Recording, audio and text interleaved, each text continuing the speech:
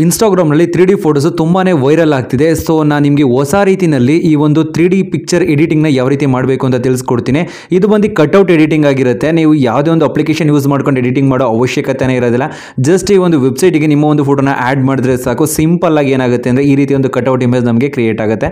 ಅದಕ್ಕೂ ಮುಂಚೆ ನೀವು ಇನ್ನೂ ನಮ್ಮ ಚಾನಲ್ಗೆ ಸಬ್ಸ್ಕ್ರೈಬ್ ಮಾಡ್ಕೊಂಡಿಲ್ಲ ಅಂದರೆ ಸಬ್ಸ್ಕ್ರೈಬ್ನ ಮಾಡ್ಕೊಳ್ಳಿ. ಮತ್ತು ಪಕ್ಕದಲ್ಲಿರುವಂಥ ಬೆಲ್ ಬಟನ್ನ ಪ್ರೆಸ್ ಮಾಡಿಬಿಟ್ಟು ಆಲ್ನ ಸೆಲೆಕ್ಟ್ ಮಾಡಿ ನಾನು ಯಾವುದೇ ಹೊಸ ವೀಡಿಯೋ ಅಪ್ಲೋಡ್ ಮಾಡಿದ್ರೆ ನಿಮಗೆ ನೋಟಿಫಿಕೇಶನ್ ಆಗಿ ಬರುತ್ತೆ. ಗೈಸ್, ನಿಮಗೆ ಡಿಸ್ಕ್ರಿಪ್ಷನಲ್ಲಿ ಈ ಒಂದು ವೆಬ್ಸೈಟ್ ಲಿಂಕ್ ಕೊಟ್ಟಿರ್ತೀನಿ. ಟ್ಯಾಪ್ ಮಾಡಿದ್ರೆ ಅಂದರೆ ಈ ಒಂದು ಪೇಜಿಗೆ ಬರ್ತೀರಾ. ಇಲ್ಲಿ ನೀವೇನು ಮಾಡಬೇಕಾಗತ್ತೆ ಅಂತ ಅಂದರೆ ಆಸ್ಕ್ ಅಂತ ಇದೆ ನೋಡಿ, ಅದ್ರ ಕೆಳಗಡೆ ನಿಮಗೆ ಒಂದು ಪ್ಲಸ್ ಮಾರ್ಕ್ ಇರುತ್ತೆ. ಈ ಒಂದು ಪ್ಲಸ್ ಮಾರ್ಕ್ ಮೇಲೆ ನೀವು ಕ್ಲಿಕ್ ಮಾಡ್ಕೊಬೇಕಾಗತ್ತೆ.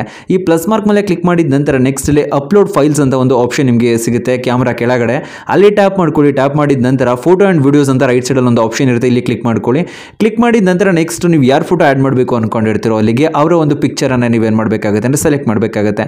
ಸೆಲೆಕ್ಟ್ ಮಾಡಿದ ನಂತರ ನಾನು ನಿಮಗೆ ಈ ಒಂದು ಡಿಸ್ಕ್ರಿಪ್ಷನಲ್ಲಿ ಟೆಕ್ಸ್ಟನ್ನು ಕೊಟ್ಟಿರ್ತೀನಿ. ಓಕೆನಾ, ಅದನ್ನು ನೀವು ಕಾಪಿ ಮಾಡ್ಕೊಂಡು ಬಂದು ಇಲ್ಲಿಗೆ ಪೇಸ್ಟ್ ಮಾಡಬೇಕಾಗುತ್ತೆ. ಇಲ್ಲಿ ಆಸ್ಕ್ ಅಂತ ಇದೆಯಲ್ಲ ಈ ಜಾಗಕ್ಕೆ ಈ ರೀತಿ ಇರುತ್ತೆ. ಡಿಸ್ಕ್ರಿಪ್ಷನಲ್ಲಿ ಲಾಂಗ್ ಪ್ರೆಸ್ ಮಾಡಿಬಿಟ್ಟು ಹೇಳ್ಕೊಳ್ಳಿ. ಕಾಪಿ ಅಂತ ಕೇಳುತ್ತೆ, ಕಾಪಿ ಮಾಡ್ಕೊಳ್ಳಿ. ಇಲ್ಲಿಗೆ ಬನ್ನಿ, ಇಲ್ಲಿ ಲಾಂಗ್ ಪ್ರೆಸ್ ಮಾಡಬೇಕಾಗುತ್ತೆ. ಇಲ್ಲಿ ಕಾಪಿ ಮಾಡ್ಕೊಂಡಿರ್ತೀರಲ್ಲ ಅದನ್ನು ತಂದು ಇಲ್ಲಿ ಪೇಸ್ಟ್ ಮಾಡಬೇಕಾಗುತ್ತೆ. ಜಸ್ಟ್ ಇಲ್ಲಿ ಪೇಸ್ಟ್ ಅಂತ ಇರುತ್ತೆ. ಪೇಸ್ಟ್ ಮೇಲೆ ಕ್ಲಿಕ್ ಮಾಡಿ. ಪೇಸ್ಟ್ ಮೇಲೆ ಕ್ಲಿಕ್ ಮಾಡಿದ ನಂತರ ನೆಕ್ಸ್ಟ್ ಇಲ್ಲಿ ಏನು ಮಾಡಬೇಕಾಗುತ್ತೆ ಅಂದರೆ ಟಾಪಿಗೆ ಬರಬೇಕಾಗುತ್ತೆ. ಇಲ್ಲಿ 1 ಅಂತ ಇರುತ್ತೆ ನೋಡಿ, 1ಇಂದ ಇರೋದ್ರನ್ನೆಲ್ಲನೂ ಕೂಡ ಕ್ಲಿಯರ್ ಮಾಡಬೇಕಾಗುತ್ತೆ. ಇಲ್ಲಿ ರೈಟ್ ಸೈಡ್ ಇಂಟು ಮಾರ್ಕ್ ಇರುತ್ತೆ ನೋಡಿ, ಇಲ್ಲಿ ಕ್ಲಿಕ್ ಮಾಡ್ಕೊಬೇಕಾಗುತ್ತೆ. ಅದನ್ನು ಕ್ಲಿಯರ್ ಮಾಡ್ಕೊಳ್ಳಿ.